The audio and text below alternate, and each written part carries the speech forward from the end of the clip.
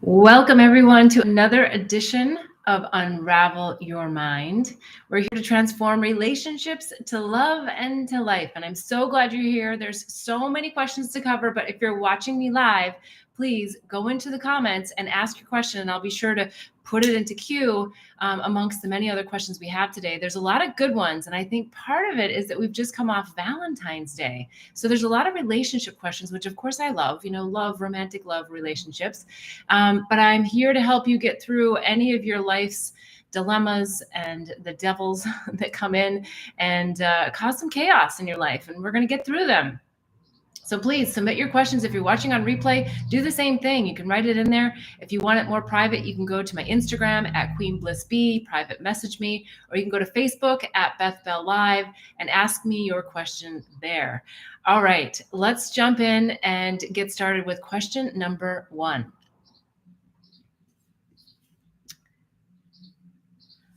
I have a long to-do list, but also need some self-care. What are your thoughts on how to prioritize myself while staying out of the anxiety of what needs to get done? Okay, I'm going to answer it from 2 different perspectives. One perspective is like right now, right? So right now, the best thing you can do, and I have a feeling you already know this, is breathe. Breathe deeply. In fact, very specifically, what I would recommend is that you do this breathing technique where you're sitting with yourself really grounded, like really focus on your sit bones, wherever you are, in a chair, on the floor, ground yourself, and then do this breathing where you're going from one nostril, where you're breathing in,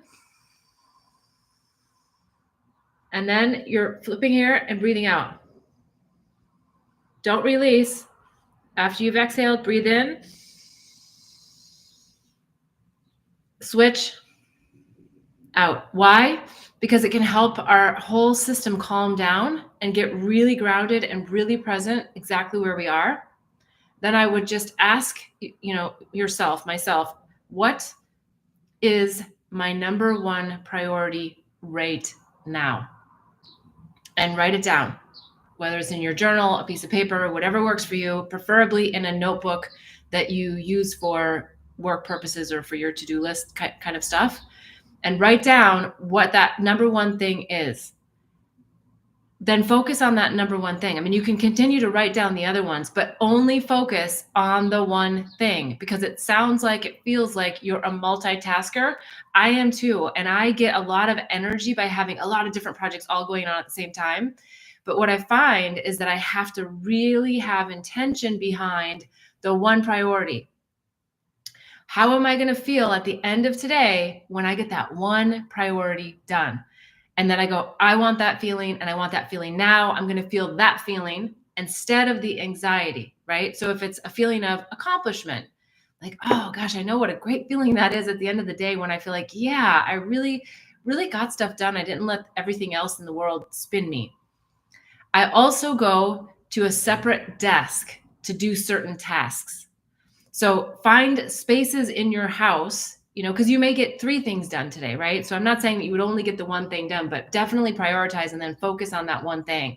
And then when you get to number 2, I'd recommend you find another space for it, right? So I go to a very particular desk to write and to do creative things and to download and to journal and remote write. So it's a different space, because then I'm not tempted by all the, the electronic clutter of my desk, all the tabs that I have open and all the books that I have and all the papers that are here that all need my attention. I don't sit here for that. So find the place, and maybe this is an ongoing thing, so you don't have to think about it so much, that you just have different spaces for different things that you want to accomplish, and then just stay really focused on that one thing. Now, that was the first part that I was going to say about the question. The second part is prioritizing your week, right? Because I know that stuff comes up, and right now one of my focuses is on play, and I think it should be for most of us that are very type A and like have a lot of things that we want to get done.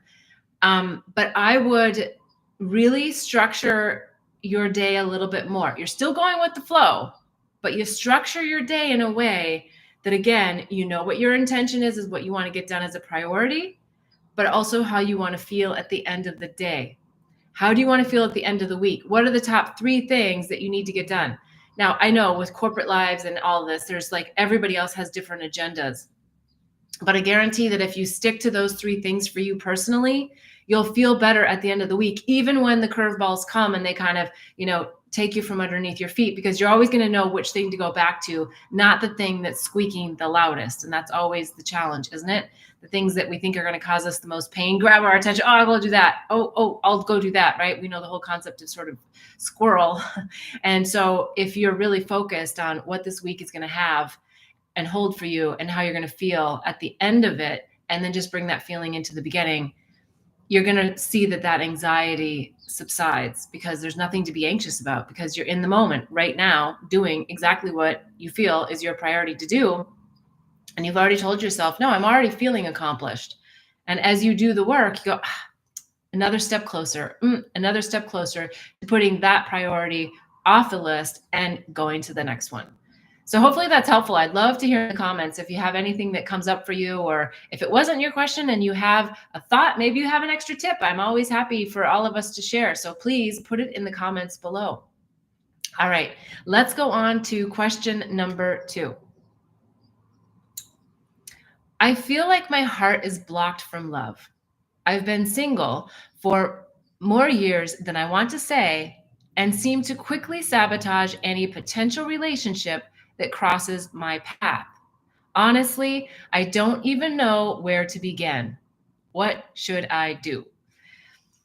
Well, yeah, it sounds like you definitely have a blocked heart. And when we have a blocked heart, it's typically blocked from one of 2 major things, but there's lots of things that can cause a blocked heart. A lot of times it's our romantic relationships that have inflicted pain, made us feel like a victim, made us feel like somebody did something to us that didn't feel good. And that becomes hardening to our heart if it happens, especially multiple times, or if we don't get to the root of the first one. So that first heartbreak that we experience, oftentimes, not always, but oftentimes happens in junior high, right? It happens early. And then there's another whole segment I'm going to talk about in a second, but it happens when we're young, and it's that first time we experience love outside of ourselves. I talk about this on many questions, many shows, because it's so important that we really get to the root of what that heartbreak was that made us close our heart and say, I'm not going to experience that again. I'm not going to let anybody get that close to me, because I don't want to have that feeling. Okay, so you want to get to what that is. And that takes some work, and it takes a little bit of time. It's not always overnight. There's lots of tips, tools, techniques, modalities you can use to get to the core of the matter. I can't go through them all today on the call, but I can tell you that if you go to bethbell.me, I've got an Awakening and Healing Handbook. It's jam-packed with all of these modalities, all of which I talked about in Angels, Herpes, and Psychedelics. So in my book, I go through a lot of the techniques that I've used to help me overcome blocked hearts, healing hearts, broken hearts. And that will really be helpful for you to take a real tune in to like, well, what resonates for me of all these tips, tools, techniques, and modalities? Without you on the line with me live, it's a little bit more challenging for me to say exactly which one might be right for you. And I always like to say that it's about what resonates for you, because you may say to me, Beth, you know what? Family constellation stuff, I don't know what you're talking about. And it just sounds weird, right? I thought that actually in the beginning when people were talking about doing this family constellation work, I was like, I don't even know what that is. And I like my family, I actually have a really good family. I don't think I have any wounds from there. So I'm going to segue from that into the second part of one of the big major reasons why our hearts can be blocked or closed. And that is childhood. I know. Inner child work. A lot of people just are really resistant to this idea. And I think it's because that's where a lot of the pain resides. Why? Because that is where we learned what love is, and how we experience it, and how we get it. But the reality is that we actually don't get it. We have it, we are it, and we share it with others. It being love, we share it. But when we grow up in a household with parents that are probably struggling with their own childhood wounds, love becomes very conditional. And we start to feel like I have to do something in order to get love from one of my parents. And so this condition, these programs come in early on. You don't even have a clue that they're happening because all you know is the love that you're experiencing from the people that raise you. So if you didn't have a mom and a dad, whoever was your confidants, the people that took you in, those are the people that programmed you with the ideas of what they thought love is and how it should be expressed. And in most cases, people do their darn best, but if they haven't done that work, and they're not living with a whole heart and an enlightened sense, which most people aren't, honestly. Most people are just struggling through trying to figure out their own heart, and they don't necessarily mean to do these things to their children, but it's the programs that they were also instilled with. And so they're navigating life, and there's a soul contract between a child and a parent. And honestly, I feel children, we always think, oh, we're here to teach the children, we're here to raise the children. And while there's an element to that that's certainly true, they're here to teach us a whole lot more because they come in with that pureness and that innocence. And then we teach them all the things that are so far from that, unknowingly and a lot of times unintentionally. So I would recommend that you go back and really look at, is this a broken heart that is now closed and blocked because something that happened in my childhood? And look, that can take some time. And it can also be something that is so subconscious because you were a child and you don't remember it, but it's a feeling that still resides.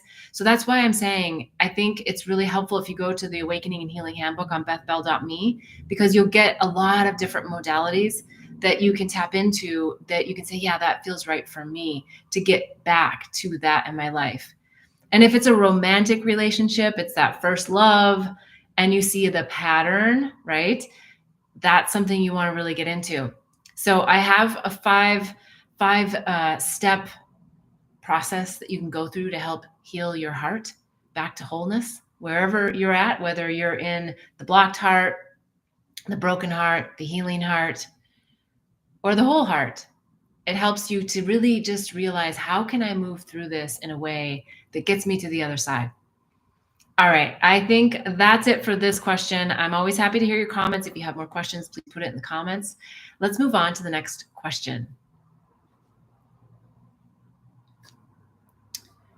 All right. I feel pressure from my boyfriend to move in together and make a life plan to be together. Yet I just want to date him. I love him and care deeply, but I'm not ready for forever.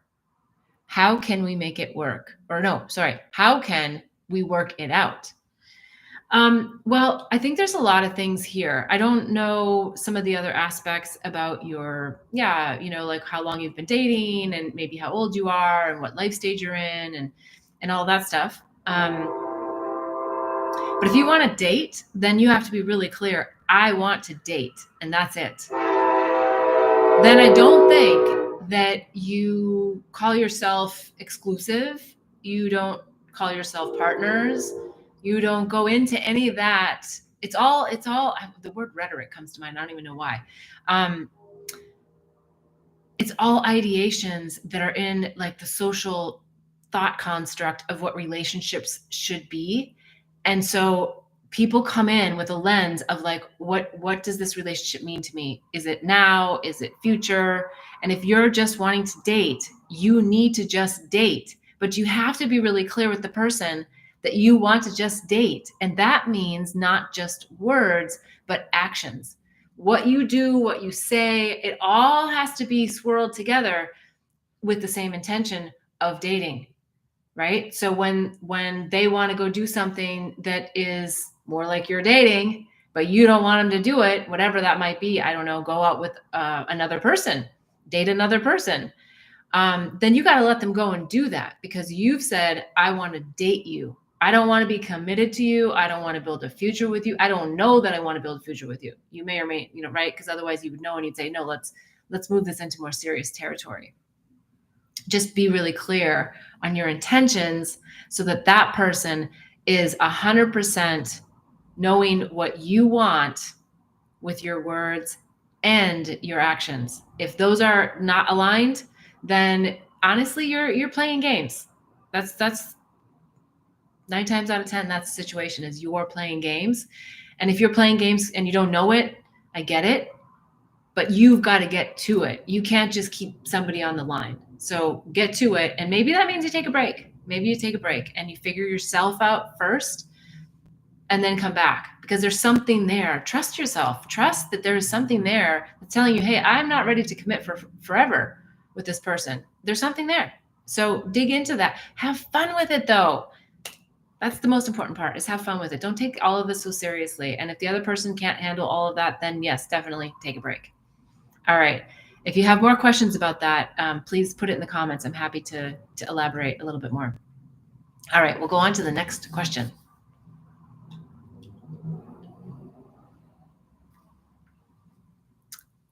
I see you talk a lot about angels. I grew up Christian and believe in them, but I am not sure I totally get the concept of how they help us. Can I do something to be more in touch with them? Yeah, I love angels. I too grew up Christian, and I had this concept of, from a religious standpoint, what angels were, but I also didn't understand what they were until I started doing the deeper work of awakening. And a couple of examples come to mind to share that I think can be relevant for everyone listening. One example was when I talk about this in my book, Angels, Herpes, and Psychedelics. On the back, it says, "The awakening kiss at 30,000 feet changed my life." I look at that person, that like legitimate, like physical person, as an angel in my life, because they actually gave me a transmission that spurred me to awaken my soul from within. In the end, it wasn't about that person. It was about that person giving me an awakening moment to go, wait a second, I think I'm lying to myself. Not intentionally, of course, but I had to come to a really deep place in my heart that at the time I was married, and I had really strict ideas about marriage and cheating and kissing and even thinking about someone else. So that person came in as what I like to call an earth angel, and someone that was in my life that I'm sure on a soul contract level agreed to play a certain role with me to help me to move my progression and my awakening journey forward quickly, catapulted me. So you may have an angel like that as well. It can be a friend. It can be somebody that you met and you're just like, oh, they just get me. They just like so get me. And I just feel so grateful for them. And yet I don't even know them, right? It can be those types of earth angels that come in. And sometimes they come in, it's like, I don't know, I hear this a lot about people in airports, right? That they end up meeting someone in an airport. They're at kind of like this vulnerable moment because like a flight got canceled or something's happening, and they just start talking to this person, and they just kind of like, figuratively fall in love with this person because they feel so comfortable with them.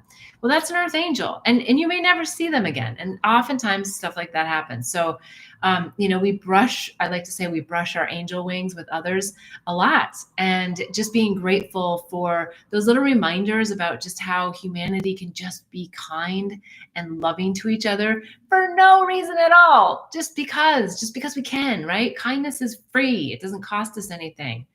And it means so much to so many. So that's what I would say when it comes to angels that are earth angels now, or terrestrial. The other angels that I love to talk about are the celestial angels. And I have a feeling this was probably a little bit more where your question was oriented, is like these angels in the sky. Like, where do they come from and who are they and what do they do and how can we have them help us, right? And those are angels that we believe in. And there's a lot of different words I'm going to use, whatever resonates for you. Entities, spirits, guides, spirit guides, right? They're an essence, they're an energy, they're a feeling, they're an imagination, they're part of our imagination. At the end, like the big concept of consciousness is that we're all one, right? The ultimate reality of oneness is where we're going on our awakening journey. But between here, where we are right here in our hearts, and there, and I say there being up, but it's multidimensional of oneness. There are lots of dimensions, lots of layers, lots of things we can play with, lots of things we can understand, we can know, and angels are one of them. Guardian angels are one of the most beautiful things that we have. Sometimes they can be deceased loved ones that will come to us and we'll feel their presence, and I like to think of them as angels. It can be angels that are from different archetypes. It can be angels that are from different planets. It could be angels, that entities, spirits, guides that are really assigned to us in this lifetime and that we want to build a relationship with. And I was going to say, oftentimes knowing their names or asking for their names can help us to just put some structure around the idea of them. Because at the end of the day, it is an energy and it's not always something we see, but sometimes we do see them. In fact, another story that I talk about in my book, Angels, Herpes, and Psychedelics, is when 5 angels appeared in my living room. I totally didn't expect it. I believed in angels, but I had never seen an angel. I'd never had an experience where an entity entered the room that I could remember. But honestly, I was always scared of it. So when they came to me, I wanted to ignore it. I wanted to deny it. I'm like, I must be hallucinating. I must be crazy. And then it was like, no, I know how I felt. And the message that they had for me was keep going. And that was it. That was the message. But it came with this shoosh through my whole body, this energy, this is like, whew, that gives me goosebumps to just even say it today. And I was just like, oh, I get it. You are here with me and you're encouraging me to keep going.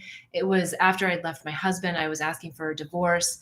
I'd come back to the marital property to take care of our dog because my soon-to-be ex was out of town. And I had this beautiful encounter. I denied it for a long time until I really just was like, no, I'm not going to deny the experience that I had. It was one of the most beautiful experiences I've ever had, to just know that I'm not alone and that all of those angels are still elements of my multidimensional self. But it's so nice and so refreshing when we feel them and when we sense them, and that we can sense that feeling of just not being alone. And it brings just a glow and a wholeness in our heart. So I highly encourage you to work with your angels. There's lots of ways you can do it. I guess one that comes to mind is journaling. I'm just such a big fan of journaling and just writing a question like, who are you? Who are my guardian angels? And then most importantly, letting that pen just write. It's not hard at all, but I understand in the beginning it can feel a little bit hard because you're like, your mind wants to put on the paper what you think you should say, and that's not what this is. It's like, just let the pen write. Like whatever it is, even if it's gibberish, like in the beginning, it's just like, I don't even know what I'm saying. Do it because it starts to get you into the flow of the energy. The other thing you can do, which I also really love, and I recently did this and had a profound experience with my grandparents on my mother's side. I lit rose incense because I wanted to get some insights from my grandmother. And I knew she loved rose. And I felt called to light this incense. And when I did, because, incense is like just a nice little communication up into the other realms and dimensions that I want guidance. I want to speak to you. I want to pray for something for myself. And so I lit that incense and boom, unbelievably, they came in and they had all these things to say. And it was because I practiced so much at remote journaling, remote writing, that I could just, it just was coming through like craziness. Stuff that, the next day, even the next hour, I look at and I go, I couldn't have written that. Like, I wouldn't know that this is not something that's in my awareness. But now it is because I had that experience. So journaling is a great way, lighting some incense, being in a quiet space, sitting in nature. And, if you want and you feel really comfortable, just like closing your eyes and meditating and visualizing, I think that's also a great thing to do, to bring in some details about Some of your guardian angels, maybe they'll show you the boots that they're wearing, or the clothes that they have on, or the color of their hair, or something about their facial features. Or there's lots of different ways that our guardian angels will communicate with us and show us that they are with us. All right. Super great topic. I love it. Thank you for asking it. If anyone else has any additional thoughts or comments, please put them in the comments below. If you go to bethbell.me, you'll also get some really incredible insights in my book, Angels, Herpes, and Psychedelics. About angels, I tell all the stories and go into more detail than what I did here. So, all right, let's go on to the next question. My girlfriend, whom I loved more than any other, cheated on me with a friend of mine. I am devastated and I don't know how I can possibly move through this and love again.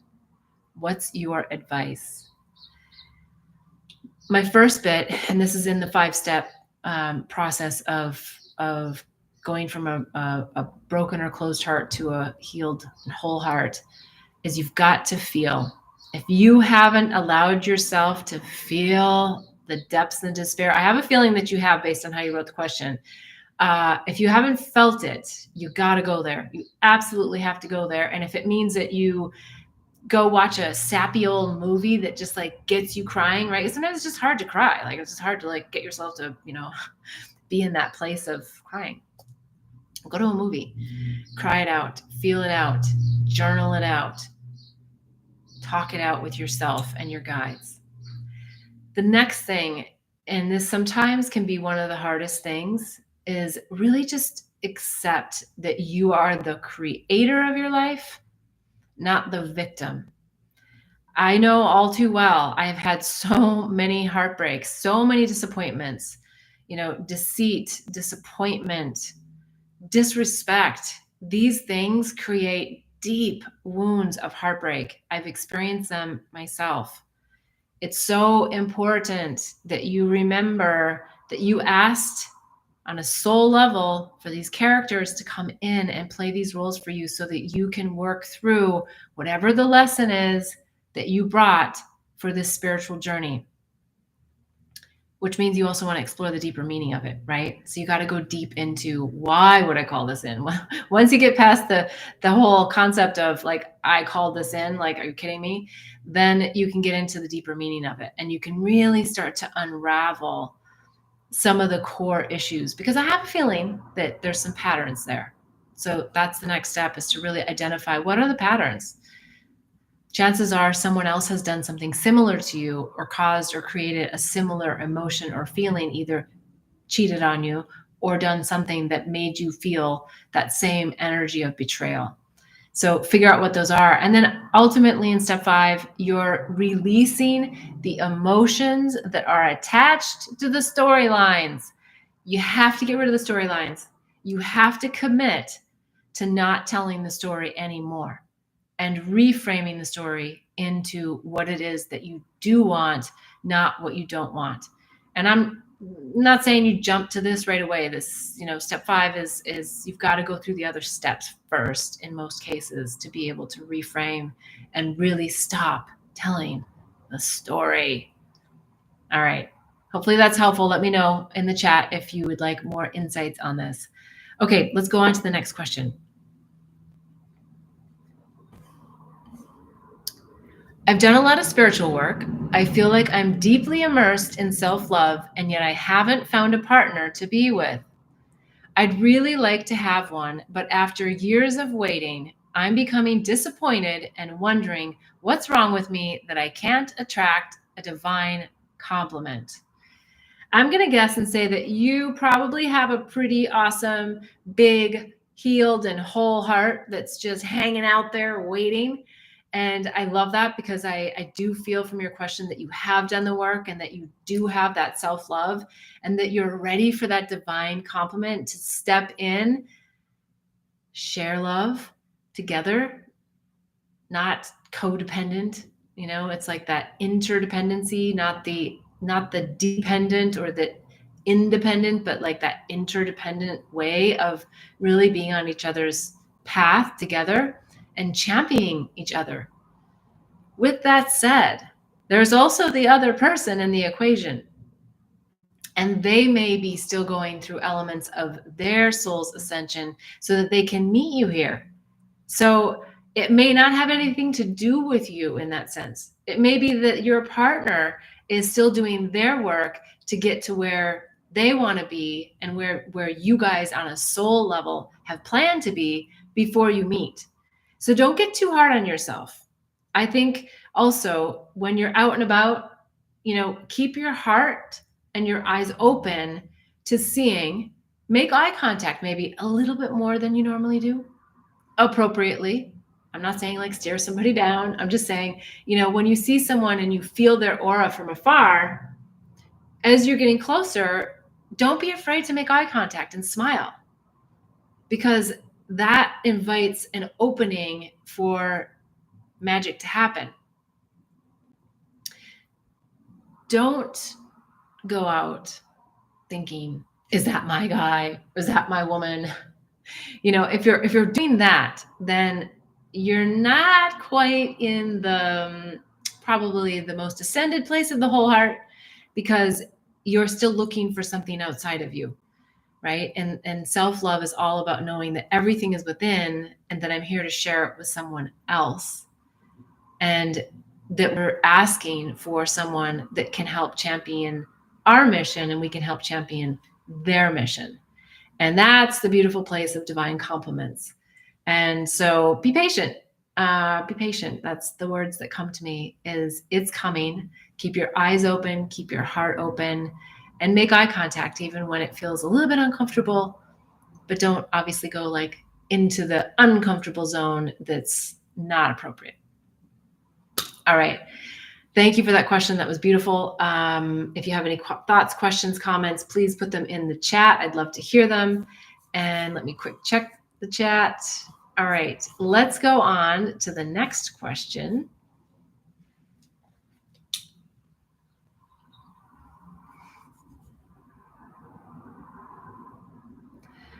My boyfriend and I are talking about kids to see if we're aligned. I'm not sure, but I don't think I want them. He says that he wants what I want. Shouldn't he have an opinion, or should I feel blessed that he's willing to flex to my desires? Absolutely, he should have an opinion. If this man does not have an opinion, I would say, I would seriously consider getting out of the relationship. Because to me, it screams codependency all over the place. And that is not what you want in your man. You do not want a man who wants to do anything that you want to do. You want a man that's got his own thoughts, his own opinions, his own. Yes, of course we compromise and we flex. I'm not saying that. But you want a man who knows what he wants, like he knows, what he's going for in life. And either he wants kids or he doesn't. And if he's wobbling on this because he wants to like give you the right answer that fits with you, then he doesn't know who he is and he doesn't know what he wants. And that is not the kind of man that you want. I know it's kind of tough love, but I would seriously take a look at whether or not this person is for you. Hey, look, maybe you are also very wobbly. So there's that too, right? And maybe that same wound is what's keeping you both together. But you want your man to know what he wants. You want him to be able to compromise, and you need to compromise, but you got to know what you want and he's got to know what he wants. And so, yeah, as I think about it, you're kind of wobbling in the question there about you're not sure what you want either, but figure out what you want and then move the relationship forward. But do your work first. Don't think it's magically just going to like happen. And yeah, I mean, lots of magic can happen, but we're still called to do the work that we set ourselves up for in this lifetime. So please do the work. And then your relationship, if it's him or someone else, will be super beautiful and super interdependent. All right, let's go on to the next question.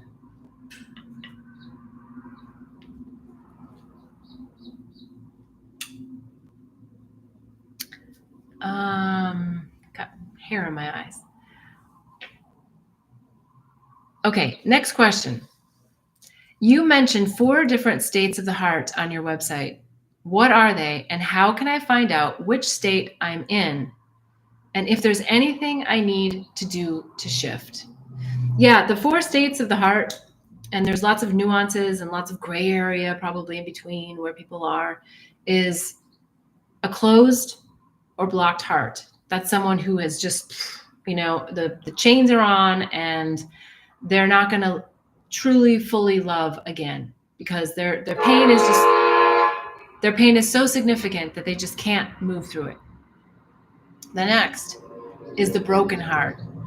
And this can be a long time, but oftentimes there's the acute period where someone has done something that shattered your heart, broke your heart, made you feel terrible, made you feel vulnerable, and then just, went for the jugular and ripped the heart out. So that's the broken heart. I think everybody here is probably familiar with a broken heart. If not, interesting.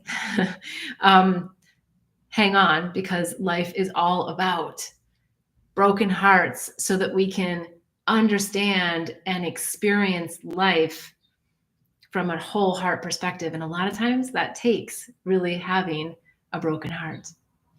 Okay, let's see. We've got some comments coming in. I want to just acknowledge that.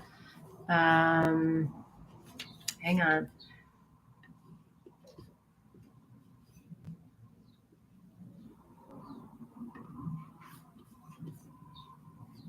I can't get to it. Sorry. The light's shining in. I'm getting to it.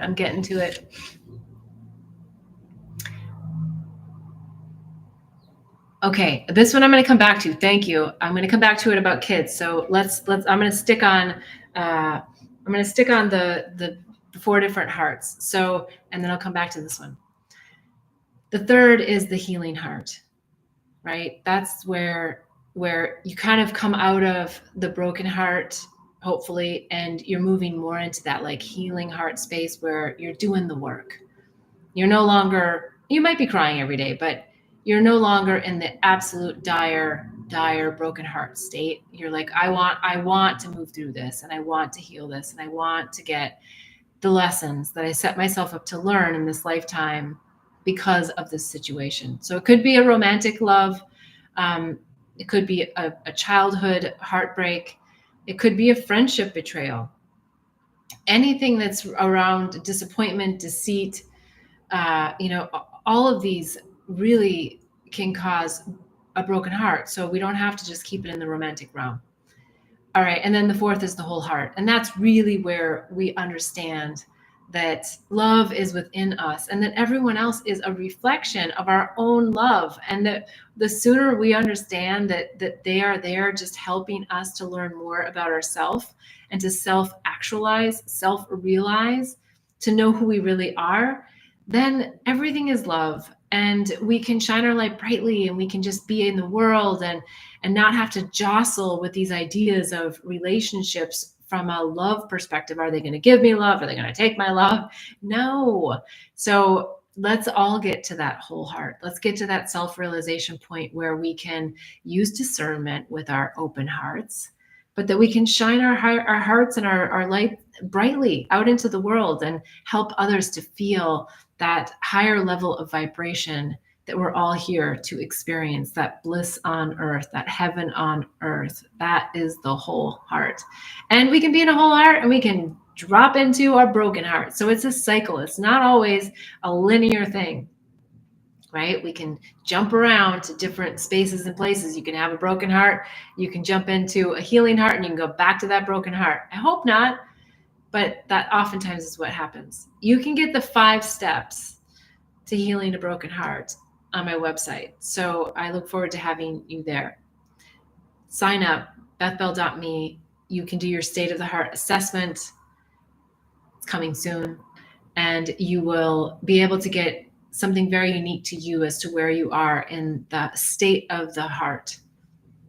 All right, let's go back to this question here that we've got coming in live. It's about kids. I did not have strong opinions. I never just wanted to have kids, but I was open to discuss the possibility of my partner wanting to have kids. I think sometimes we don't have strong opinions on certain things. I thank you for that. I really appreciate I really appreciate that comment, because I think that maybe one of the things that I missed in my response is, and you're bringing this forward for me to clarify, is everything needs to align, right? The relationship needs to align. Who we're with, what our career aspirations are, what our life stage is. Like, there's lots of variables. So I totally get that there's times where we go, I don't know if I want children or not. But I guess where that question was coming from was a bit of a wobble. And I don't think we want to be in a wobble when we're talking about bringing babes onto the planet. We can be. There's nothing wrong with it. I'm just saying that when you're really clear on what it is that you want, and your partner's really clear, and the love that you share together is really clear, because I got from that last question that there was a lot of things that are just uncertain in the relationship. So that's why I came down a little bit, on like, you got to know. And I agree with you too. So thank you for that sometimes you don't know, but you don't want to just do something because the other person wants it, right? So you want to be able to really have that wholeness within yourself, to have that clarity. And if you don't have the clarity, say, I don't have the clarity, and you wait it out. Not that you're like, oh, I'll just do what you want to do. All right. Thank you for that. I think that was a great comment, and hopefully that added a little bit more clarity to that kid question. Okay, let's go on to the next question.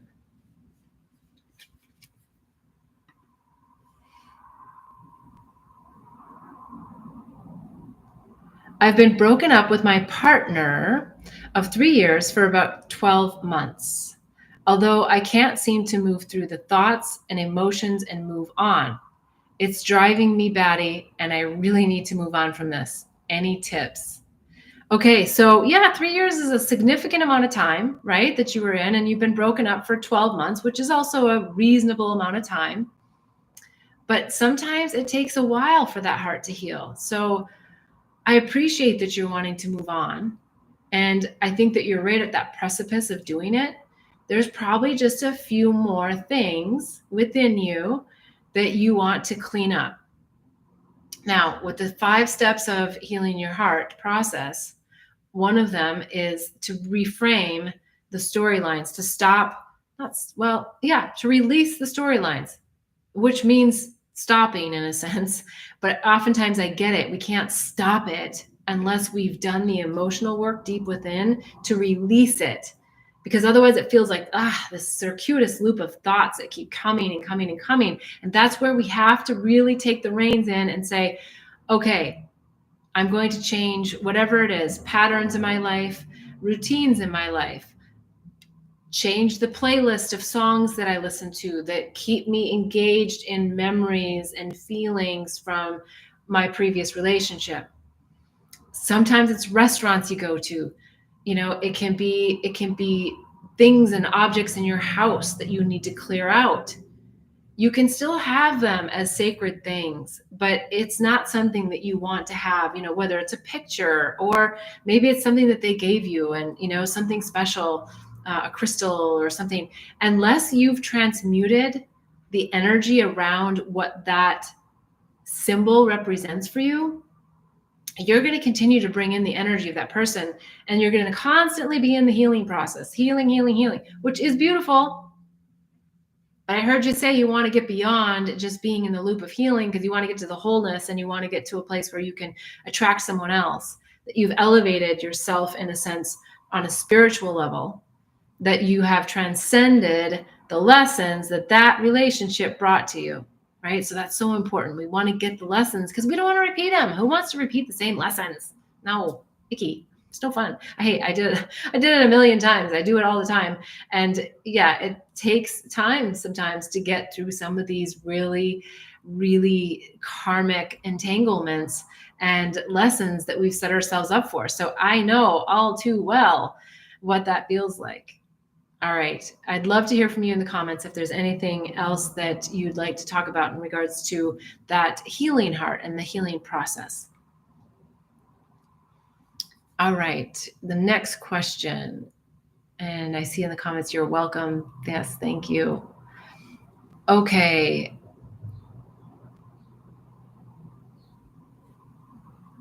Did I just answer this?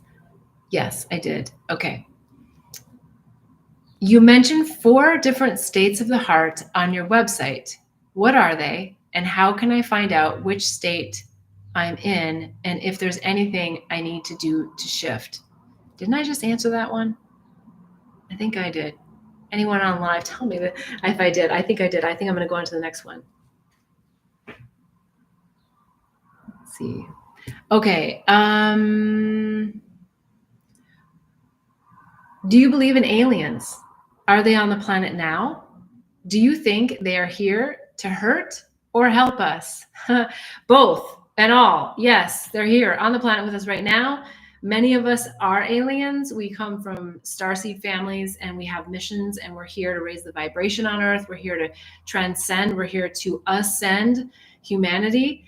Everyone has free will, everyone has a choice, and aliens are absolutely here to help us.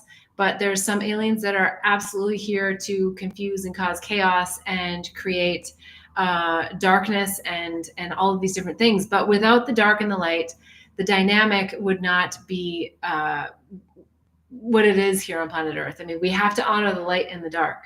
Maybe honor isn't the right word, but acknowledge, understand. And when we're bringing the darkness up, which is what's happening right now, and we're shining the light on it, we have this beautiful opportunity to take that lower vibrational energy of that darkness and that stuff and bring it up and throw it out and transmute it into light-filled love, to where we are loving our brothers and sisters as opposed to separating ourselves from them, right? So it's all about this oneness, unity, and separation and chaos and destruction. So you choose. It's a beautiful time. You can choose which camp you're going to move to and be in and stay in and ascend to or dive into. And so the aliens are definitely here to help with this. We have so many people that are obviously aliens and obviously channeling from their home planets and from other dimensions. And again, we can always go back to the overarching concept of the ultimate reality is oneness. So again, these are multi-dimensional aspects of ourself that we can be in touch with. Or we can just choose to just be human and just be very, 3D on this earth plane and this vibrational level. So aliens are alive and well with us, and it's fun. I wouldn't necessarily recommend you get really distracted by it. But if it helps you in your ascension awakening journey, absolutely dive in, learn more. It's super fun and super fascinating. But the ultimate reality is oneness. All right, let's go on to the next question. And I think we're almost down to the wire here. Okay. I'm thinking about doing a psychedelic journey. What medicine do you think would be best for me to overcome childhood trauma? Okay, I've answered this question many times before, I think, and my answer will always be the same, that it is so particular to you, and only you can know which one is right for you. There are so many beautiful plants out there. There is so many beautiful psychedelics that can really help you break through a lot of limiting beliefs, a lot of trauma, and really help catapult you on your awakening healing journey. Now, with that said, set and setting and shaman are so important, just as important as the spiritual medicine of which you choose to partake in. I talk about this in my psychedelic resource guide, the psychedelic resource guide on bethbell.me.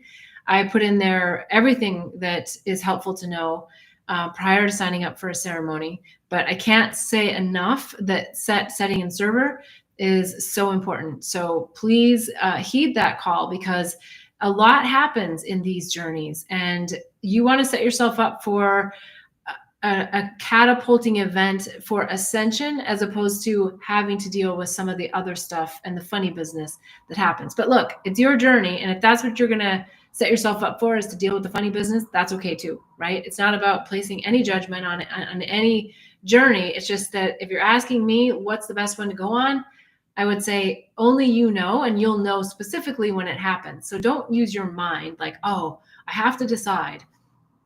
No, and in that resource guide, I give you so many websites to go to learn about all the different ones from a scientific standpoint.